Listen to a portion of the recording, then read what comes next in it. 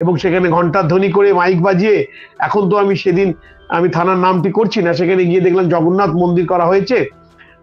বছর 5 আগে থানাটির জন্ম হয়েছে, সেই থানার মধ্যে জগন্নাথ মন্দির এবং সেখানে ঘন্টার ধ্বনি দিয়ে আরতি হচ্ছে একটা থানার মধ্যে। এটাও কিন্তু একটা রাষ্ট্রের যে সেকুলার চরিত্র, যে ধর্মনিরপেক্ষ চরিত্র, সেটাকে কিন্তু ভীষণ ভাবে ভেঙে দেয়। আমি সেকুলার, আর আমি রাষ্ট্রের ক্ষেত্রে সেকুলারিজম মেনটেন করি। রাষ্ট্রের ক্ষেত্রে যখন যাচ্ছে, আমি একটা ছোট্ট উদাহরণ দিচ্ছি। একজন ধার্মিক লোক রাষ্ট্রের ক্ষেত্রে সেকুলার হতেই পারেন। আমি ব্যক্তিগতভাবে তৃণমূল করি বা বিজেপি করি, ভীষণ ভাবে তৃণমূল বিজেপির সাপোর্টার আমি। তো একজন মানুষ, তিনি ব্যক্তিগতভাবে ধার্মিক হয়েও রাষ্ট্রীয় চরিত্রে, রাষ্ট্রীয় ক্ষেত্রে তিনি ধর্মনিরপেক্ষ হতে পারেন।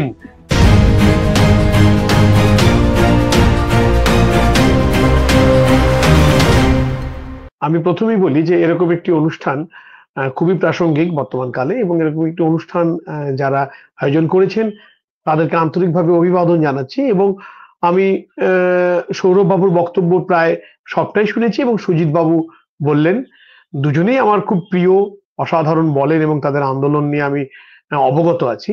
খুব সুন্দর বলেছেন। এরপরে আর বলার তেমন কিছু নেই। আমি শুধু একটু অ্যাড করতে চাইছি যে সেকুলার স্পিরিট, একটা রাষ্ট্রের সেকুলার স্পিরিট বজায় রাখতে গেলে না, শুধুমাত্র এই যে অনুদান দিয়েছে বা বিভিন্ন ধর্মকে বিভিন্ন রকম সাহায্য দিয়ে প্রমোট করছে, এটা শুধু নয়।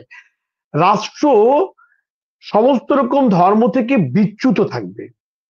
হ্যাঁ, মানে কোন রকম কোন রাষ্ট্রের ভূমিকাই থাকবে না ধর্মকে প্রমোট করছে বা ধর্মের সঙ্গে তার, একদম পরিষ্কার সেকুলারিজমের যে সূত্র, তাতে লেখাই আছে যে রাষ্ট্র তার শিক্ষা, তার প্রশাসন এবং তার আইন কোন ক্ষেত্রেই যেন কোন রকম ধর্মীয় বাতাবরণের মধ্যে না থাকে, সেখান থেকে বিচ্যুত থাকবে, বিযুক্ত থাকবে।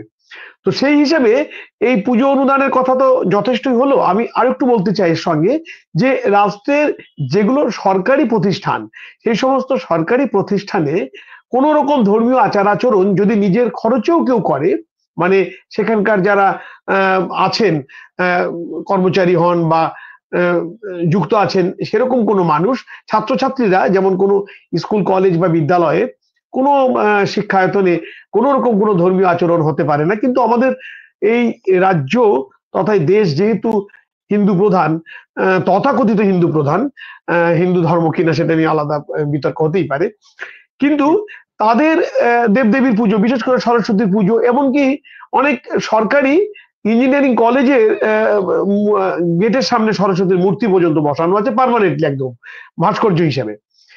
এটাও কিন্তু ধর্মনিরপেক্ষ চরিত্র, রাষ্ট্রের যে ধর্মনিরপেক্ষ চরিত্র, সেই চরিত্রকে কিন্তু আঘাত করে, সমূলে আঘাত করে আর কি, এবং খুবই বেদনাদায়ক এটা।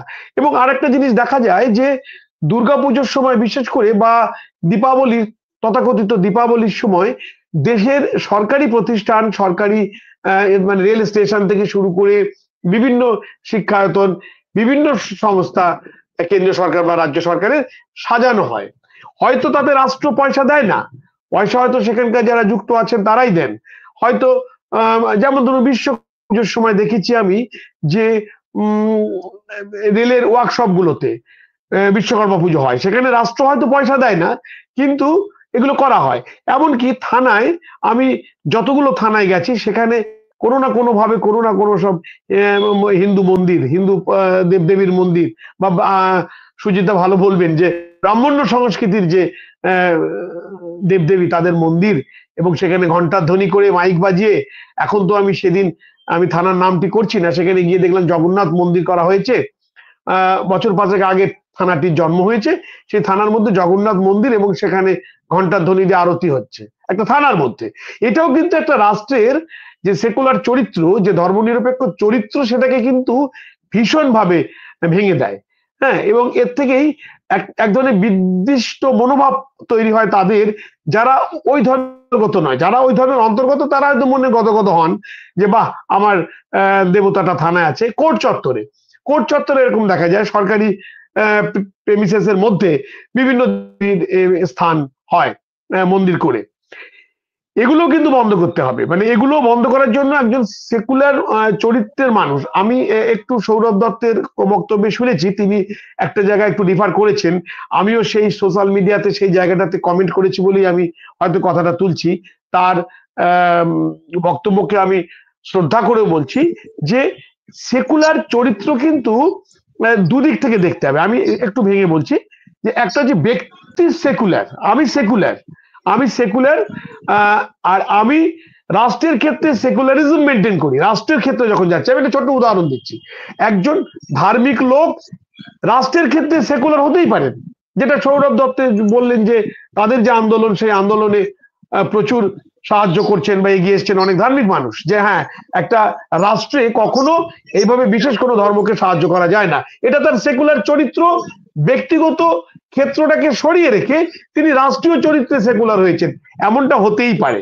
কিন্তু এমনটা হচ্ছে যে আমি একটা ধর্মকে মেনে, আমি একটা ধর্মকে শুধু মানি না, 16 আনা মানছি, 16 আনা মেনে আমি ধর্মনিরপেক্ষ, এটা বলা যায় না।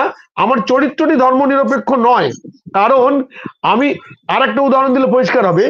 আমি ব্যক্তিগতভাবে তৃণমূল করি বা বিজেপি করি, ভীষণ ভাবে তৃণমূল বিজেপির সাপোর্টার আমি, কিন্তু আমি যদি প্রিজাইডিং অফিসার হয়ে যাই, আমি যখন ভোট নিতে যাব, ভোট গ্রহণ কেন্দ্রে গিয়ে কিন্তু আমি নিরপেক্ষ, আমি কিন্তু সেখানে তৃণমূল বা বিজেপি নই, কিন্তু ব্যক্তিগত স্তরে আমি তৃণমূল বা বিজেপি বা যে কোনো রাজনৈতিক দলের সমর্থক হতে পারি। তো একজন মানুষ তিনি ব্যক্তিগতভাবে ধার্মিক হয়েও রাষ্ট্রীয় চরিত্রে, রাষ্ট্রীয় ক্ষেত্রে তিনি ধর্মনিরপেক্ষ হতে পারেন, এটা সত্যি কথা।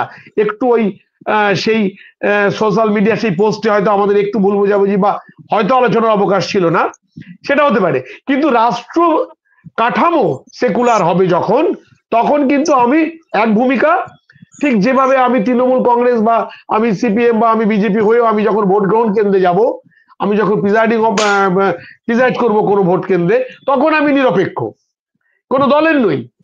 এই ক্ষেত্রে থেকে ভাবতে হবে। এবার গেল এটা, তো আমার মনে হয় যে আমাদের এই লড়াই, সৌরভ ভালো বলেছেন, তার উপর আঘাত হতে পারে, তিনি যথেষ্ট ঝুঁকি নিয়ে কাজগুলো করেন, তবে এই লড়াই সৌরভ দত্তের একার লড়াই তো, আমরা যারা রাষ্ট্রীয় ক্ষেত্রে ব্যক্তিগত স্তরে সেকুলার এবং রাষ্ট্রীয় ক্ষেত্রে যারা সেকুলার, নিরীশ্বরবাদী, নাস্তিক, মুক্তমনা, তাদের তো আহত করে না শুধু, তারা বিপদের সংকেত দেখতে পান, কারণ এই ধরনের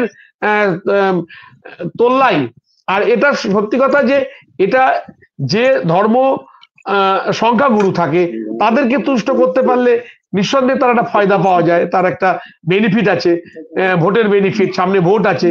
তো ক্লাবগুলোকে যদি এইভাবে চাঁদা দিয়ে একটা জায়গায় আনা যায়, তাহলে ভোটের সময় তারা অলিখিত পুলিশগিরি করে, সেই পুলিশগিরি করে কিছু ভোট এনে দেয় বাক্সে। এগুলোর তীব্র বিরোধিতা করতে হবে আমাদের। আমি এইটুকু বলেই আপাতত বিদায় নেব। সকল